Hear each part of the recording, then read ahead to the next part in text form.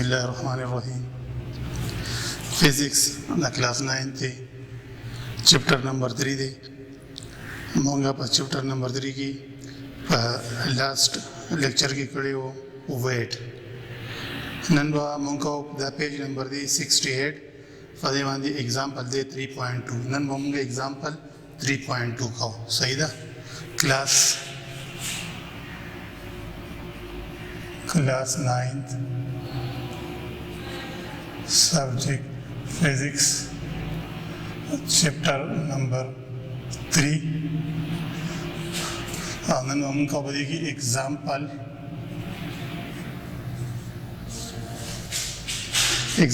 3.2 the page number 68 बांधे दी ठीक शो या सत्ता सुधा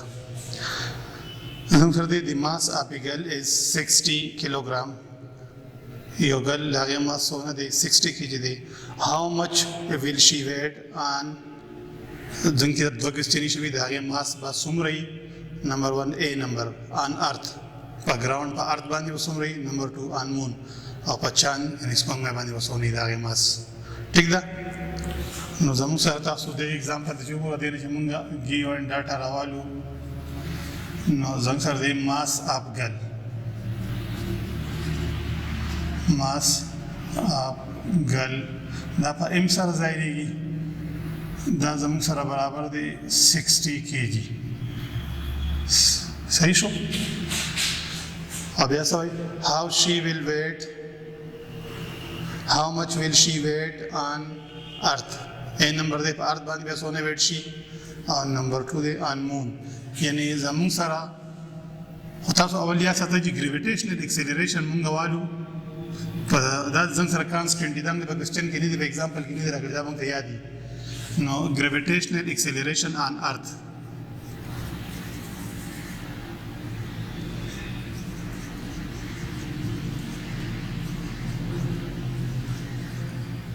ग्रेविटेशनल एक्सेलरेशन ऑन अर्थ आगे तो बंगो कोई GE आगाज़ हम सरदे 9.8 मीटर पर सेकंड स्क्वायर आदर्शन ग्रेविटेशनल एक्सेलरेशन ऑन मून असमंग में बांधी चाहे GM दे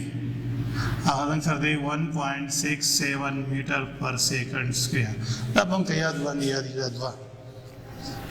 ठीक ना याद आसुदा 1.6 हुमा किस्ते शे सिंपल या 1.67 या 1.6 अधवाड़ा रस्ते शे वो संग सशे दी जदे गर्ल वेट बसोने शी हिम पासा बांधी पा अर्थ बांधी हिम पासा बांधी पा मून बांधी मून मालूम हो वेट आप गर्ल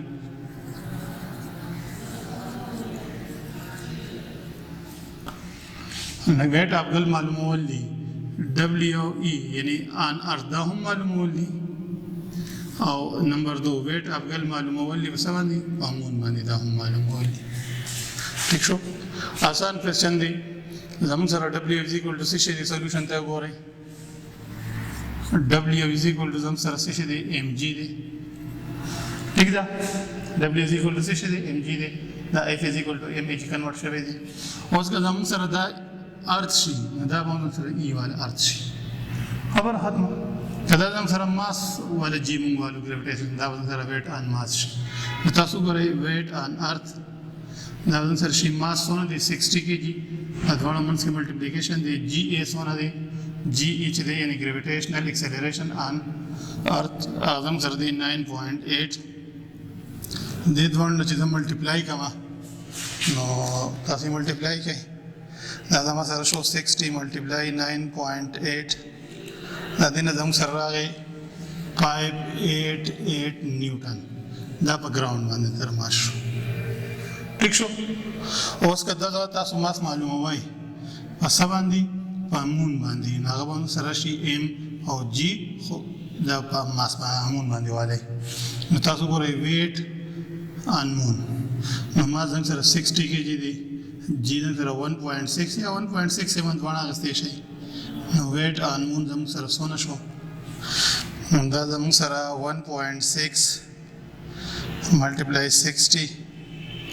दा जम सर 96 न्यूटन शो ٹھیک شو स्टूडेंट نو دادی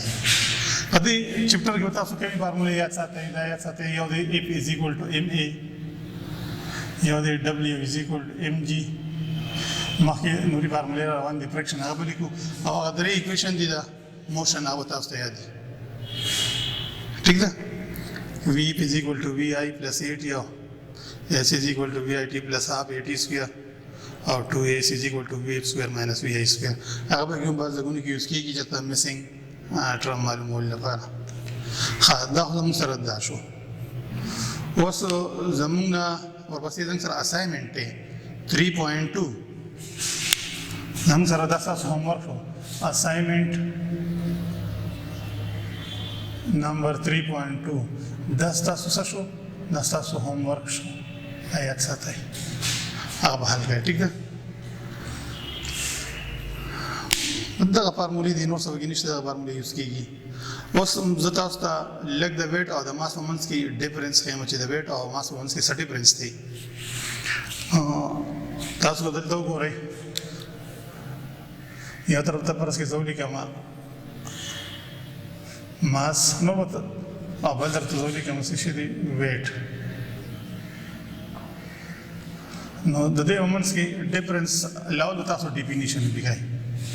صحیح شو لاول ډیفینیشن د چې ماس څه ته ویل کېږي نو په یو آبجیکټ کې د میټر کوانټیټي ته د مادې مقدار ته ویل کېږي ماس صحیح شو د کوانټیټي اف میټر ان ا باډي از کالډ ماس اوس ویټ څه شي دی نو تاسو ما ویلو دا مارکر دی دا پرېدم دا چرته دی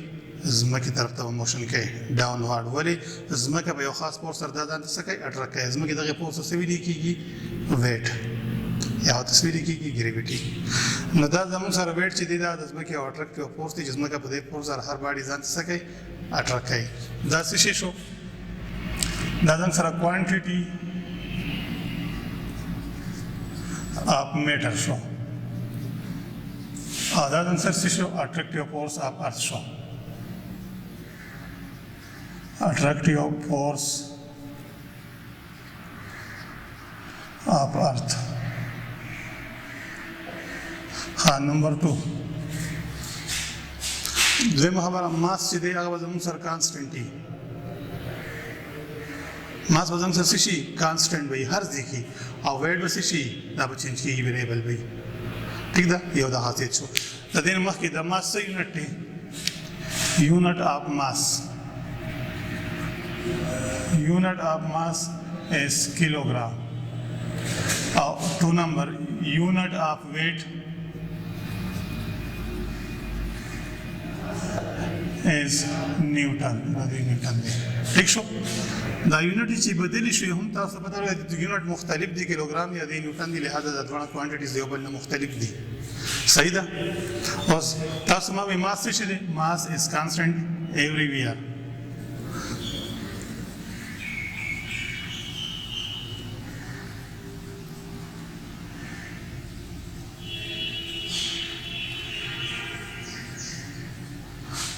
weight څه شي دی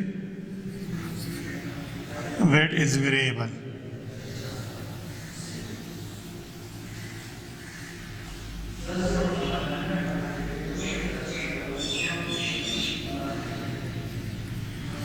یا weight چینج کیږي څنګه لوکیشن چینج کیږي دا شانو سره weight چینج کیږي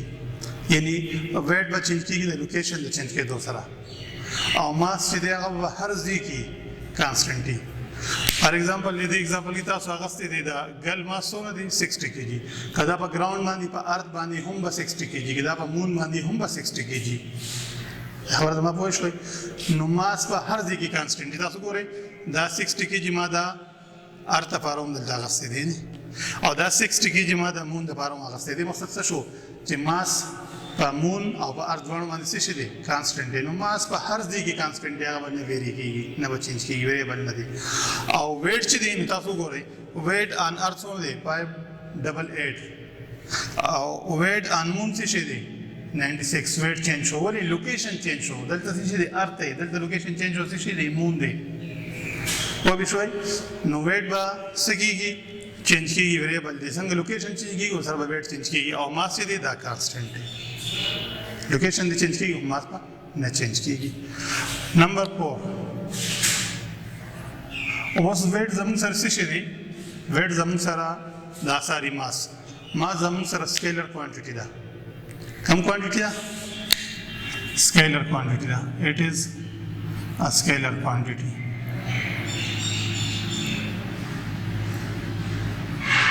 Now scalar mean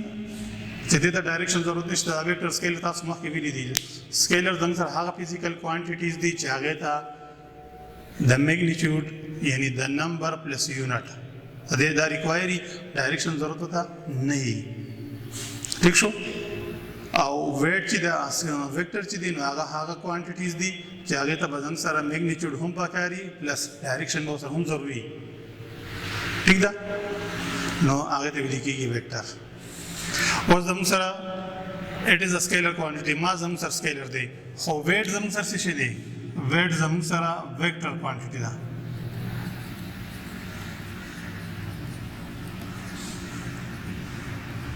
تاسو صحیح دي ها ماس څه برابر دی ماس برابر دی F is equal to F over A